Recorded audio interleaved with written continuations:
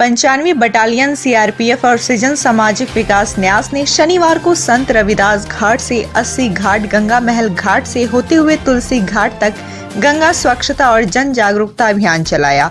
इस अवसर पर सीआरपीएफ और सृजन सामाजिक विकास न्यास ने बनारस के 84 घाटों की स्वच्छता के लिए संकल्प लिया। सीआरपीएफ 95 बटालियन ने सृजन सामाजिक विकास न्यास और कुछ और समाज सेवियों के साथ मिलकर ये बीड़ा उठाया है कि हम लोग बनारस के सभी 84 घाटों की सफाई अभियान करेंगे और इसी के साथ साथ घाटों के आसपास जितने भी पार्क और जितने भी स्थान हैं उनको हम लोग कोरोना से मुक्त करने के लिए उसका सैनिटाइजेशन भी करेंगे। तो उसी क्रम में हम लोग ने संत रविदास घाट से ये कार्यक्रम स्टार्ट किया था आज और तुलसी घाट पर ये कार्यक्रम आज समाप्त किया। रोहनिया थाना अंतर्गत जखनी स्थित राजकीय महाविद्यालय के प्राचार्य डॉक्टर अखिलेश कुमार सिंह का 58 वर्ष की आयु में शुक्रवार देर रात निधन हो गया। महाविद्यालय प्रशासन ने शनिवार को उनके निधन पर शोक सभा आयोजित की, जिसमें कॉलेज के शिक्षकों और छात्र छात्राओं ने श्रद्धांजलि अर्पित की। बता दें कि डॉक्टर अखिलेश कुमार सिंह लंबे समय से कैंसर की बीमारी से जूझ रहे थे। वाराणसी के चौबेपुर थाना क्षेत्र के ढकवा गांव के पास बीती रात गैस सिलेंडर लदी ट्रक और इनोवा कार में भीषण टक्कर हो गई। इस हादसे में 2 लोगों की मौत हो गई, जबकि 3 लोग गंभीर रूप से घायल हो गए। सभी घायलों का इलाज चल रहा है। जिंदाबाद, जिंदाबाद, जिंदाबाद।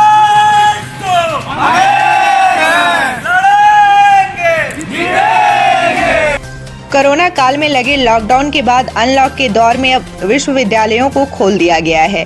ऐसे में पढ़ाई शुरू हो गई है, लेकिन दूर दराज के छात्रों के सामने अभी भी पढ़ाई की समस्या है, क्योंकि छात्रावास बंद है। इस मामले को लेकर काशी हिंदू विश्वविद्यालय के छात्र शनिवार को एक बार फिर धरने पर बैठ गए। धरने का आह्वान सोशल मीडिया प्लेटफॉर्म्स पर किया गया था, जिसके बाद छात्र यहाँ इकट्ठे हुए। बता दें कि 2 दिन से छात्र हॉस्टल के बाहर धरना दे रहे हैं। नाम रवि रंजन कुमार है। मैं श्रीमती मुन्ना देवी छात्रावास का अंतर्वासी छात्र हूँ। पिछले 2 दिनों से हम लोग छात्रावास के बाहर धरने दे रहे थे। तो हम ही नहीं है, आचार्य नरेंद्र और राजा राम बाकी छात्रावास अपने छात्रावास के बाहर ही धरने दे रहे थे। उसके बाद क्या हुआ था कि रात को हम लोग रात्रिकालीन धरना दे रहे थे, तो सब प्रशासन से कोई मिलने तक नहीं आ रहा है। इसलिए बताया जा रहा है कि सभी शादियों विवाह में यहीं पे यूनिवर्सिटी क्लब है, वहाँ पे शादियाँ होती है, वहाँ पे शादियों अटेंड करने गए हुए हैं। और प्रशासन जो है अपने छात्रावास खोलने के लिए छात्रावास को खोल नहीं पा रहा है और बाकी गतिविधियाँ परिसर में वो सब संचालित हो रही है। यहाँ सेमिनार हो रहे हैं, मीटिंग हो रही है, हर चीज़ हो रहा है, सब चीज़ हो रहा है, बस छात्र को छात्रावास को पढ़ने नहीं दिया जा रहा है। काशी के ऐतिहासिक स्थल तुलसी घाट पर लेखक कमलाकर त्रिपाठी द्वारा लिखी गई लॉकडाउन पत्रिका का विमोचन संकट मोचन मंदिर के महंत प्रोफेसर विशंबर नाथ मिश्रा ने किया। पुस्तक के बारे में बताते हुए पुस्तक के लेखक कमलाकर त्रिपाठी ने कहा कि यह पुस्तक उन सभी कोरोना वॉरियर्स को समर्पित है, जिन्होंने इस कठिन लड़ाई में भी मुस्कुराना नहीं छोड़ा। उन्हीं की कुछ अनकही कहानियों की रचना की गई है, जिसमें सहज हास्य का बोध होता है। वाराणसी में गणेश चतुर्थी, मुहर्रम, दशहरा मेला के बाद अब क्रिसमस के त्योहार पर भी कोरोना ने ब्रेक लगा दिया है। कोविड गाइडलाइन के अनुपालन में कैंटोनमेंट स्थित सेंट मेरी महागिरजाघर परिसर में आयोजित होने वाली 3 दिवसीय क्रिसमस मेले को आयोजन समिति ने स्थगित कर दिया है। काशी पुराधिपति श्री काशी विश्वनाथ को अन्न का दान देने वाली माता अन्नपूर्णा का 17 दिवसीय महाव्रत शनिवार से प्रारंभ हो गया। मंदिर प्रांगण में महंत रामेश्वर पुरी ने व्रत रखने वालों को पवित्र 17 गांठों वाला धागा प्रदान किया। मंदिर में यह पवित्र धागा लेने के लिए श्रद्धालुओं की भारी भीड़ उमड़ी रही।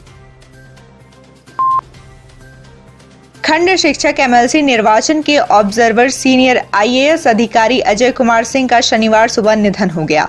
अजय कुमार सिंह के 14 वर्षीय बेटे के आने के बाद सर्किट हाउस में उनके पार्थिव शरीर को भावभीनी श्रद्धांजलि दी गई। मुख्यमंत्री योगी आदित्यनाथ ने भी आईएएस अजय कुमार सिंह के निधन पर गहरा शोक व्यक्त किया।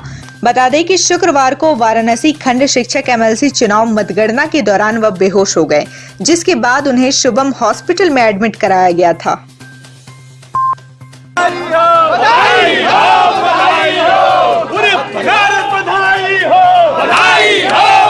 खंड स्नातक एमएलसी पद के लिए 1 दिसंबर को हुए मतदान के बाद 3 दिसंबर से शुरू हुई मतगणना शनिवार को खत्म हो गई। कल जहां शिक्षक एमएलसी चुनाव में सपा के लाल बिहारी यादव ने जीत दर्ज कराई, तो वहीं शनिवार को सपा प्रत्याशी आशुतोष सिन्हा ने अपने निकटतम प्रतिद्वंदी और निवर्तमान एमएलसी भाजपा के केदारनाथ सिंह को 3,850 मतों से हराकर बीजेपी के गढ़ में सेंध लगा दी। जीत समाजवादी पार्टी में आदरणीय अखिलेश यादव जी ने जिस तरह से एक बहुत छोटे कार्यकर्ता, समाजवादी पार्टी के अंतिम पंक्ति में बैठा मैं बहुत छोटा कार्यकर्ता हूँ, न मेरे घर में कोई सांसद था, न विधायक था, मेरे घर में कोई सभासद प्रधान तक नहीं था। ऐसे छोटे से कार्यकर्ता को इतना बड़ा टिकट देकर इतना बड़ा सम्मान दिया और चुनाव को स्वयं लड़ने का काम किया। इसलिए आज आप लोगों के माध्यम से आदरणीय अखिलेश यादव जी को धन्यवाद देना चाहता हूँ। आपसे 2-4 बातें और भी कहना चाहता हूँ।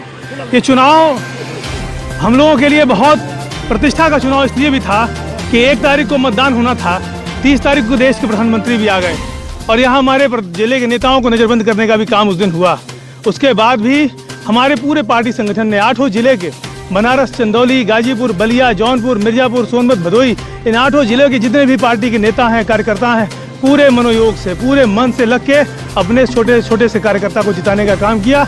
इसलिए मैं अपने पार्टी के नेताओं को भी धन्यवाद देना चाहता हूँ और मैं आपसे कहना चाहता हूँ कि लगातार 3 बार से हमारे जो एमएलसी थे, आदरणीय एमएलसी साहब, जो अब मैं आपसे कहना चाहता हूं कि उन्होंने विधान परिषद में आज तक कभी न बेरोजगार स्नातकों की बात की थी, न कभी शिक्षकों की बात की, न शिक्षा मित्रों की बात की, न अधिवक्ताओं की बात की।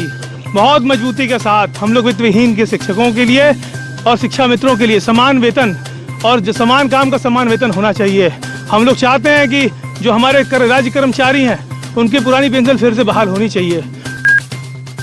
वाराणसी में शनिवार को कोरोना के 115 नए मामले सामने आए, जबकि बीते 24 घंटे में 3 कोरोना संक्रमित मरीजों की मौत भी हुई है। शनिवार को 85 मरीज होम आइसोलेशन से स्वस्थ होने के बाद डिस्चार्ज किए गए। जिले में कोरोना से मरने वालों का आंकड़ा 318 पहुंच चुका है। वहीं अब तक 19,603 कोरोना पॉजिटिव मरीज वाराणसी में मिल चुके हैं। इनमें से 18,483 लोग स्वस्थ हो चुके हैं, जबकि एक्टिव केसों की संख्या 802 है।